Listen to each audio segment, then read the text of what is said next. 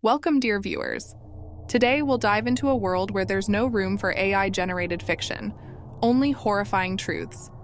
I'll be sharing 2 stories of crimes that stunned not only witnesses but also seasoned detectives. Settle in, because we're about to explore the darkest corners of human nature. Please support my channel by liking and subscribing, and let's begin.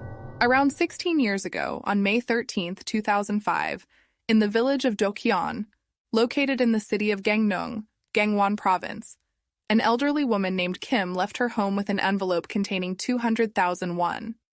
She was heading to her neighbor, grandmother Jong, to repay a debt she had borrowed a few months earlier. At around 4 in the afternoon, Kim approached Jong's house and found a strange scene. The gate was open, though it was usually always closed. Assuming Jang had simply forgotten to lock it, Kim began calling for her. "Jang! Jang!" But there was no response. At that moment, Kim heard the quiet sound of a television coming from inside. Thinking that Jong had probably fallen asleep in front of the TV, Kim opened the door and entered the house. At the doorstep, she noticed that the shoes Jong usually wore inside were still there, as if Jong was somewhere in the house. Despite multiple attempts to call out to Jong, there was no answer. As Kim entered the home, her eyes fell on the floor, and she immediately fell to her knees. In front of her lay 69-year-old Jong, face down, on the floor of her room. But this didn't look like an ordinary fainting spell or heart attack that might befall an elderly woman. Jong's face was tightly wrapped with industrial tape, and her hands and feet were bound with a telephone cord. Terrified, Kim immediately called for the village head instead of directly contacting the police. When the village head arrived, he cut the tape wrapped around Jong's face, but it was too late. She was already dead. The police arrived at the crime scene and began the process of examining the body. When they removed the tape wrapped around Jong's face, they found signs of severe assault. There were bruises on both sides of her head, and her entire body was covered with severe injuries. Her cheeks were heavily bruised, her ribs were broken, and her internal organs were damaged. From these signs, it could be concluded that someone had tied up Jong, rendering her unable to move, and then brutally beat her. The ultimate cause of her death was asphyxiation caused by the tape wrapped around her face. This was a quiet rural area where planting season was in full swing. No one could have imagined that such a brutal murder could happen to a defenseless elderly woman. Jang was a kind-hearted woman with a good reputation among her neighbors. Many people recalled seeing her on the day she died. On the morning of May 13th, she had gone to Yongyang to visit a local traditional medicine clinic, where she received an acupuncture treatment. Afterward, she returned home by bus, which arrived at the intersection near her house at approximately 11:40 a.m. Because she had issues with her legs, she walked home slowly, and just a few hours later, she was found dead. When the police searched the house, they found it in disarray. The bedroom, cabinets, dressers, everything had been opened, and items were scattered everywhere, as if someone had been searching for something. Upon further examination, it became evident that valuables worth approximately 780,000 won were missing from the home. But there were no witnesses, and of course there were no surveillance cameras in the village. Under such conditions, the only crucial piece of evidence was the roll of industrial tape found near the victim's head. This roll of tape, known as the core, became the key piece of evidence that the police intended to use during their investigation. The exact clue that they managed to find was a fingerprint, approximately 1 centimeter in length, left on the tape. However, it wasn't a full print. It was merely a fragment, what they called a partial. When the perpetrator used the tape, they likely removed their gloves for a brief moment to tear off a piece, leaving behind this trace. But could such a fragment help catch the criminal? It was challenging. At that time, in 2005, fingerprint analysis technology was not as advanced as it is today. Moreover, the print was incomplete, which made the investigation significantly more difficult. To identify the criminal from a fingerprint, it was necessary to have clearly distinguishable features, such as ridgelines or unique intersection points that could help differentiate the individual's characteristics. But in this case, the shape of the print was too blurred, rendering it practically useless for the investigation. This was the only clue that the police had, but it was insufficient to play a crucial role. the police decided to turn their attention to the crime scene, choosing to focus on thoroughly investigating the victim's house. And it was there that they noticed something peculiar. Yes, valuables worth approximately 780,000 won were missing. But at the same time, the house still contained a bank book with a balance of 30 million won, a seal, and some cash, all untouched. What could this mean? Based on the evidence found, the police concluded that the killer was likely someone who knew the victim. They theorized that the perpetrator murdered grandmother Zhang and tried to make it look like a robbery, taking about 700,000 won and fleeing the scene. This scenario suggested that the killer had a personal motive, perhaps revenge. So who could have killed grandmother Zhang? To find out, the police began questioning all the residents of the village. Dozens of people were interviewed, but none of them seemed suspicious. The reason was evident. Grandmother Zhang was a woman of exceptionally kind character. She had good relationships with everyone and even lent money when people asked for help. She had no enemies. No one bore any ill will towards her, which made the murder even more puzzling. The case began to hit a dead end, and it seemed as if the investigation was about to yield no results. However, a month after the murder, an unexpected turn occurred. A middle-aged woman walked into the police station and confessed that she had killed grandmother Zhang. This woman, named Park, lived next door to the victim. Park had a very close relationship with grandmother Zhang, so much so that she called herself Zhang's foster daughter. When asked why she committed the murder, Park replied, "I asked her to lend me some money, but she refused. I was so furious at that moment that I killed her." She calmly confessed to the crime. But something seemed off. Park's confession did not align with the evidence the police had found at the crime scene. Park claimed that she had struck Zhang in the face with a vacuum cleaner, but there were no signs of such an impact on the vacuum cleaner itself. Moreover, Zhang's body had been wrapped with tape, her hands and feet bound, whereas Park claimed she had merely covered Zhang's mouth and nose with tape.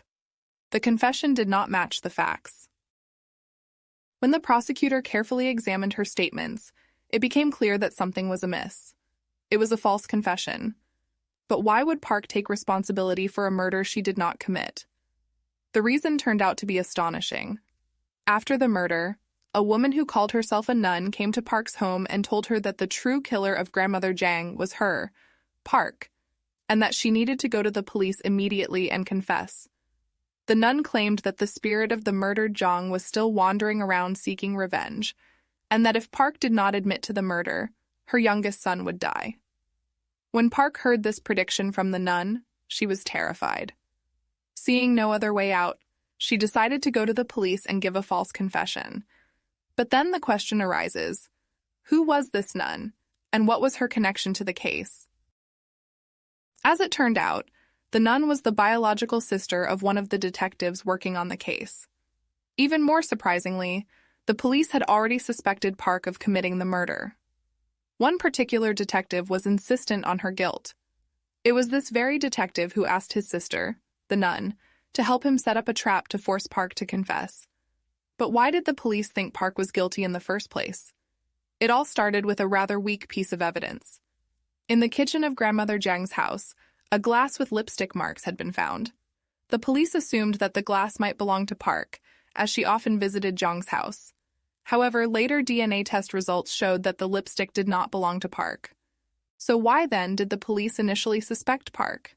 In fact, Park hadn't even visited grandmother Zhang's house that day.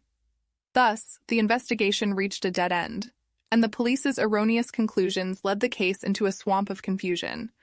A flawed investigation that results in an innocent person being accused of a crime can be extremely dangerous. Because of these errors, 12 years have passed, and the case remains unsolved. Grandmother Zhang died unjustly, and her killer was never found. However, in 2017, positive changes occurred. Forensic science in South Korea made significant advances. Methods for analyzing fingerprints, along with equipment and technologies, became much more effective. The police began using an automated fingerprint search system to re-examine cold cases, including analyzing all existing fingerprint fragments to see if there were any matches in the database. The fingerprint found in grandmother Zhang's case was also sent for reanalysis. To the investigators' surprise, they found a match. The fingerprint belonged to a 49-year-old man named Zhang, who lived in the city of Donghae, approximately 43 kilometers away from the victim's home. The fingerprint left on the adhesive tape was a partial print of his left middle finger. But could one be certain of its accuracy after 12 years? To avoid any errors, the fingerprint was analyzed by several forensic institutions. According to widely accepted standards, if a fingerprint has 12 or more matching characteristics, it can be considered as belonging to a particular individual. In this case, there were 15 matching characteristics. This provided strong grounds to conclude that the fingerprint indeed belonged to Zhang. Thus, 12 years after the murder, the police finally arrested a suspect in the brutal killing of grandmother Zhang. However, Zhang vehemently denied his guilt, stating that he had nothing to do with the crime. To better understand his possible involvement, the police went back to the events of 2005.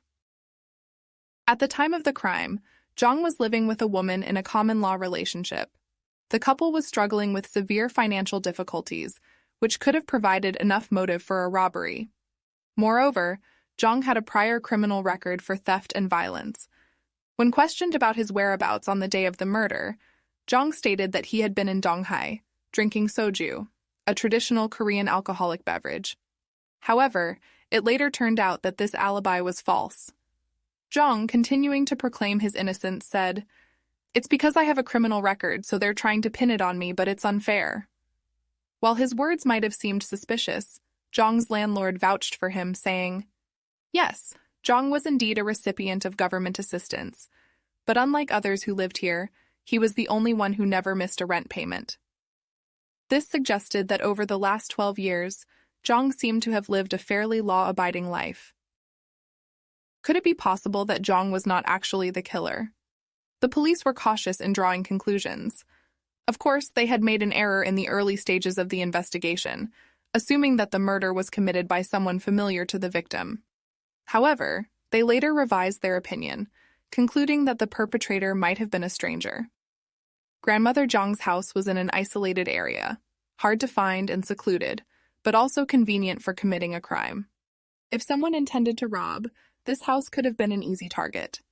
Investigators suggested that the killer may have accidentally seen Grandmother Zhang getting off the bus on the day of the murder, and then followed her home, where they committed the brutal crime.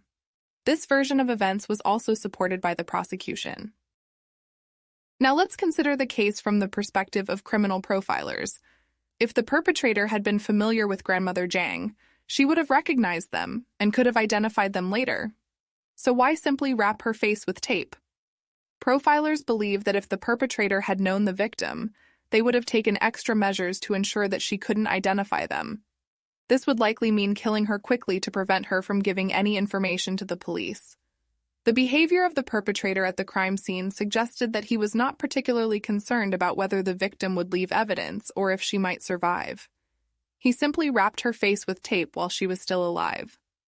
Moreover, there were signs that the perpetrator had opened drawers starting from the bottom instead of the top.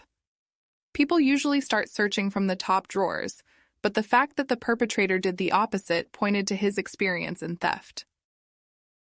But the case was more complicated than it seemed. Let's assume the perpetrator had indeed followed Grandmother Zhang with the intention of robbing her and ended up killing her in her home. Then the question arises, why did he only take 780,000 won, leaving behind a bank book and seal containing 30 million won? That's strange, isn't it? However, it turned out that the bank book and seal had been hidden in an inconspicuous place under the sink, behind a leg guard. The perpetrator probably didn't think to look there. During their investigation, the police theorized that the perpetrator might have entered the house by chance and got into a struggle with Grandmother Zhang, leading to her death. Even the victim's son noted that his mother's personality was such that she wouldn't have stayed still if someone tried to rob her. She would have put up a fight. But if Zhang wasn't the killer, then there remains the question, why was his fingerprint found on the adhesive tape at the crime scene? When asked about this, Zhang replied, I once bought that tape to secure a fishing rod and carried it on my motorcycle. But one day my motorcycle was stolen, and I think the person who stole it might be the murderer, Zhang claimed. Do you believe this? Of course not. It was a lie. The police questioned Zhang's acquaintances and found out that he had never owned a motorcycle. Moreover, investigators wondered why Zhang used the tape for fishing in the first place. Additionally, the tape found at the crime scene was not ordinary. It was a special purpose type, quite expensive, and not something that could be easily bought in regular stores or markets. So, Zhang's lies kept unraveling, and new pieces of evidence continued to emerge.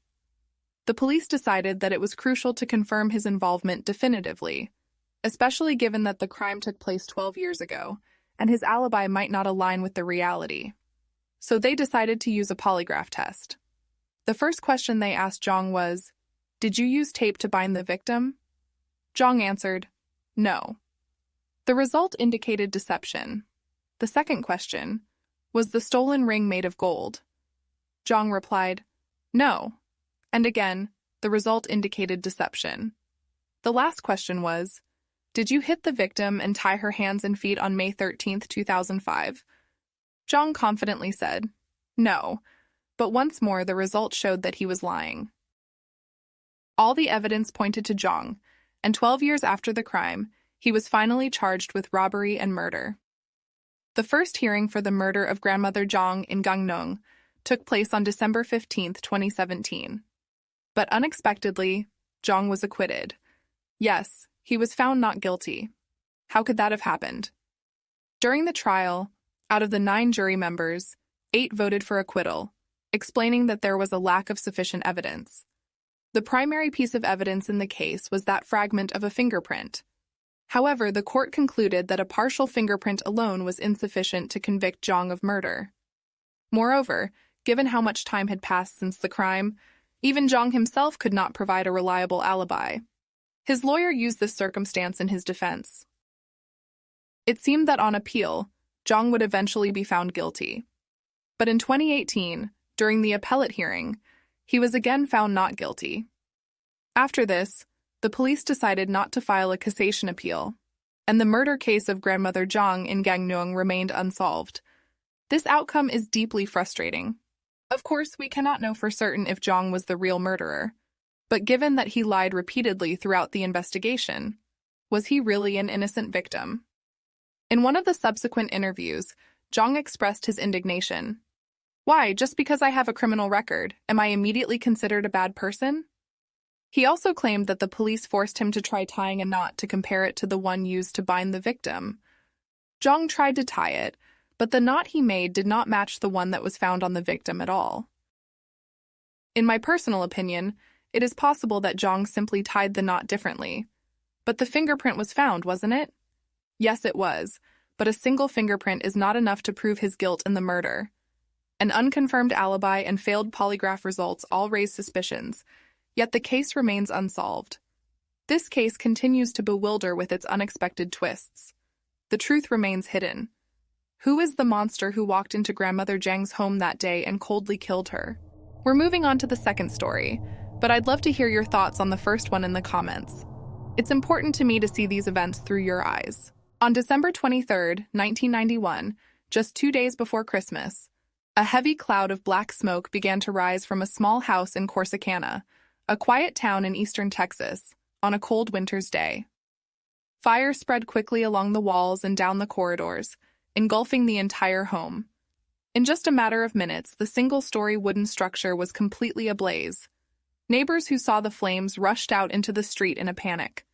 One neighbor, seeing a man standing in the yard of the burning house, could tell he was visibly distressed, unsure of what to do. The man was Cameron Todd Willingham, the 23-year-old owner of the house. Spotting the neighbor, Cameron shouted, "My kids are inside, they're burning in the fire." Judging by his appearance, he'd barely made it out. He was barefoot and dressed only in his pajamas. It's crucial to note that he was barefoot. When Cameron looked toward the house's entrance, the fire had already grown so intense that re-entering was impossible. Yet, desperate to save his children, he attempted to get back inside. Grabbing a stick, he broke the window to the children's room, but instead of a rescue, he was met by flames raging out of the shattered glass. The situation was becoming increasingly dire. In utter helplessness, Cameron collapsed to the ground, sobbing. At that moment, the firefighters arrived. Equipped with oxygen tanks, they entered the burning home to try to rescue the children. A short while later, one firefighter emerged from the house carrying a child in his arms.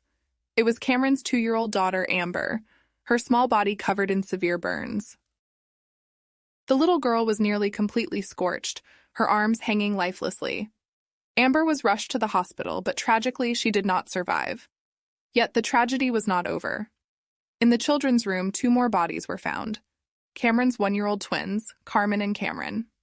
Just 2 days before Christmas, the family had lost all 3 of their children in a single horrific fire. The police began an investigation to uncover the cause of the blaze, with Cameron's testimony holding key importance. According to him, the events of that day began at 9 o'clock in the morning. Cameron's wife, Stacy, had left early to buy Christmas presents for the children, leaving only Cameron and the 3 children in the house. Cameron recounted that he'd prepared milk for the younger twins, then returned to his bedroom and drifted off to sleep. Roughly an hour later, he was jolted awake by the cries of his eldest daughter, Amber. When he opened his eyes, the house was already filled with suffocating smoke. His first instinct was to run to the children's room, but the dense smoke made it impossible to see clearly. At one point, he even mistook a toy for one of his children. Struggling in the panic and thick smoke, things only grew worse within 2 to 3 minutes. Cameron explained that, gripped by fear for his own life, he realized he could perish if he stayed inside, so he ran outside alone. According to autopsy reports, the children had died from asphyxiation, having inhaled thick smoke. With the loss of all 3 children in the fire, the family was plunged into deep grief. Cameron, in particular, was tormented by guilt for failing to save his children. However, as the investigation unfolded, police began to have doubts. Cameron claimed he had tried to save his children, only leaving the house when he realized he was in mortal danger himself. But his condition upon discovery was surprisingly good. He had only a minor burn on his shoulder, and his body was unexpectedly free of soot, something unusual given his claim that he had crawled on the floor searching for his children in thick smoke. The strangest detail was the condition of his feet. Cameron had run out of the house barefoot, yet his feet were clean. How could that be? These inconsistencies started to raise serious suspicions among the investigators. Furthermore, during the investigation of the scene to determine the fire's cause, it was discovered that the flames had originated in the children's room. More notably, they found unusual marks known as pour patterns. Such marks appear when a flammable liquid, like gasoline, is deliberately poured on the floor. These patterns often indicate arson. Further analysis uncovered traces of a substance used to ignite charcoal, another piece of evidence pointing to a possible arson. The children's bedroom window had been partially shattered, and the aluminum threshold of the doorway had melted from the intense heat. At first glance, this could appear as normal damage from a fire, but given that the house was wooden, such extreme destruction was unusual, as typical fires in wooden homes don't produce temperatures high enough to cause this level of damage. This led experts to suspect that an accelerant had been used, triggering a sudden surge in temperature that engulfed the entire room. Thus, the investigation shifted to classify the fire as arson with intent to kill, and the only survivor, who was also the father of the deceased children, became the primary suspect, Cameron Todd Willingham. The question loomed: could a man who had so desperately cried out for help be guilty of orchestrating this tragedy himself? The police then delved deeper into Cameron's background. Born in 1968, he had endured an unstable childhood and adolescence, leading to a troubled life. Willingham had dropped out of school and early on embarked on a path of crime. He had been arrested multiple times for illegal possession of firearms, auto theft, and driving under the influence, 5 times in a single year. At age 20, he met his future wife, Stacy, and in 1989, their first daughter, Amber, was born. A year later, the twins, Carmen and Cameron, followed. However, even after becoming a father of 3, Willingham's life remained troubled. He was unemployed, leaving Stacy to shoulder the family's financial responsibilities while he stayed home to care for the children. Neighbors claimed they had often witnessed Cameron treating his wife harshly, shouting profanities at her, and even resorting to violence. After police gathered all the evidence, they became convinced that Cameron had deliberately set the fire to kill his children. Just 2 weeks after the tragedy, on January 8, 1992, Cameron was brought to trial on murder charges. Yet Cameron maintained his innocence, insisting that he had been wrongfully accused. Investigators employed various tactics to coerce a confession, even showing him harrowing photographs of his burned children, trying to trigger guilt and elicit an admission. But Cameron did not falter. He steadfastly denied any guilt. When prosecutor John Jackson offered Cameron a deal, plead guilty in exchange for life imprisonment instead of facing the death penalty, many expected Cameron to take it. Given the likelihood of a death sentence, the prosecutor's offer seemed like his only chance to avoid it. Yet Cameron refused. He was certain of his innocence and adamantly declared he had nothing to do with his children's deaths.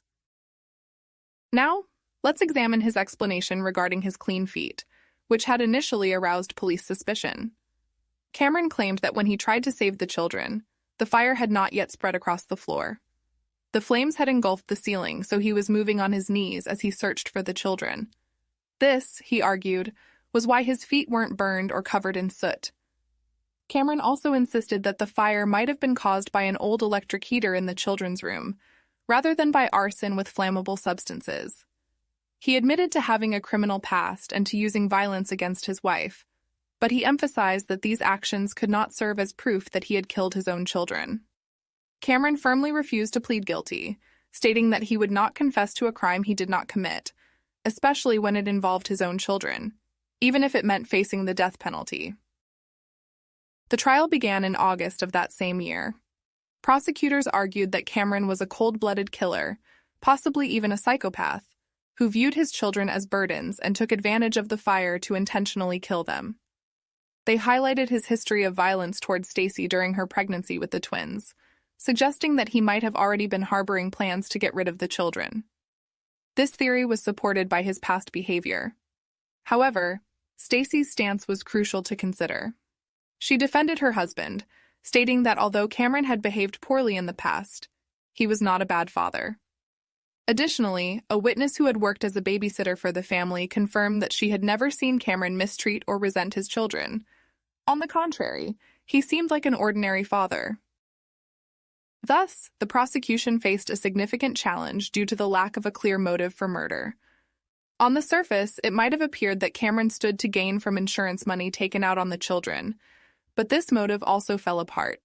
The sum was small, and the children's grandfather, not Cameron, was the beneficiary of the insurance. It turned out that Cameron could not access the insurance money taken out on the children, as the beneficiary was their grandfather. This raised doubts. Did Cameron truly have a motive to kill his children? Nevertheless, the trial remained unfavorable for him. The traces of arson and his criminal history played a significant role, influencing the jury's decision. When the trial concluded, the jury unanimously found Cameron guilty of premeditated arson with murder. One of the pivotal elements was the testimony of another inmate who claimed that Cameron had allegedly confessed to killing his children. This testimony became decisive, leading to Cameron's death sentence. Even in prison, Cameron continued to proclaim his innocence. He filed several appeals, but each was denied. Ultimately, the Supreme Court upheld the death sentence. After 12 years of incarceration, Cameron was given an execution date, February 17, 2004. But just 4 days before the execution, an unexpected turn occurred. Renowned American fire expert Gerald Hurst stepped forward in support of Cameron's innocence. Behind this was Cameron's family, who had believed in his innocence from the start. The family had reached out to Hurst, a chemist and specialist in fire investigations, requesting that he re-examine the case and conduct an independent investigation. Gerald Hurst, along with 3 other experts, began reviewing the case materials anew to identify possible errors in the initial investigation. They meticulously examined the video recordings from the crime scene made 12 years prior, as well as the results of the initial forensic analysis. Furthermore, to verify their conclusions, the experts recreated fire conditions similar to those in Cameron's home. In the 12 years since the tragedy, fire investigation techniques had advanced significantly thanks to scientific and technological developments. This progress revealed numerous errors that had previously been common in such cases. For instance, it was once believed that the use of flammable substances could greatly intensify a fire, which was one of the main arguments supporting the arson charge. However, new research disproved this theory. The intensity of a fire depends on the materials burning, not on the ignition source. Therefore, suspicions of arson due to an allegedly excessively intense fire might have been misguided. As for the so-called pour pattern, which was previously regarded as evidence of flammable materials, Gerald Hurst suggested that an event known as a flashover might have occurred in the children's room. Flashover happens when the fire reaches a certain temperature, suddenly spreading across the entire room. This phenomenon can leave marks similar to those that investigators mistook for pour patterns, yet it is unrelated to the use of accelerants. In the past, before the advancement of modern technology, such patterns were often misidentified as evidence of arson. During a flashover, flames spread from the ceiling, consistent with Cameron's statement that the floor had not yet ignited at the start of the fire, which explained why his feet remained clean. The same inmate who had claimed that Cameron confessed to starting the fire admitted 10 years after Cameron's execution, in 2014, that his testimony had been false. When asked why he lied, he revealed that he had done so in exchange for improved prison conditions. His testimony had been a deciding factor in Cameron's sentencing, and this revelation cast even more doubt on the validity of the verdict. Additionally, the flammable substances found near the doorway could have resulted from household use, as a barbecue area was nearby where combustible materials were regularly used. It was possible that traces of these substances had accidentally been transferred to the threshold before the fire, unrelated to any arson. In addition, the deputy fire chief who had participated in the investigation acknowledged that the fire investigation methods at that time were far from as advanced as they are today. He confirmed that the conclusions reached back then could have been hasty and flawed. All of these factors, including Gerald Hurst's findings and the former inmate's admission of perjury, supported Cameron's innocence. Yet, despite this new evidence, just 4 days before his execution in 2004, Cameron's family's appeals to halt the sentence were denied. The governor of Texas refused to cancel the execution. On the day of execution, February 17, 2004, Cameron entered the death chamber. Before taking his place in the chair for lethal injection, he firmly stated, "I did not kill my children." Moments later, after the injection was administered, he died. This case continues to stir immense debate. Was Cameron truly guilty of killing his children, or did he fall victim to a judicial error? The facts revealed years after his execution only raise more questions, making this one of the most controversial cases in American legal history. The inmate later recounted that the prosecutor, John Jackson, had visited him in prison, offering a deal, a reduced sentence in exchange for false testimony. The prosecutor wanted the inmate to claim that Cameron had confessed to the arson. How could it be that a prosecutor proposed such a deal? Yet, when this was investigated years later, Jackson staunchly denied that this had ever happened. Moreover, upon review, the prosecutor was cleared, and no charges were brought against him. It seemed that the truth had once again been buried.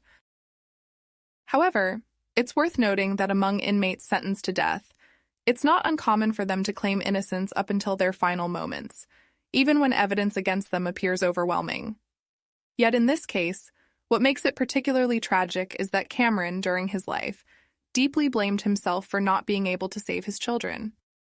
Some have even suggested that perhaps this father, burdened by guilt, may have consciously chosen execution as a way to take responsibility for their deaths. What do you think about this story? Was Cameron a victim of judicial error, or was he truly a cruel father who killed his children? Leave your thoughts in the comments.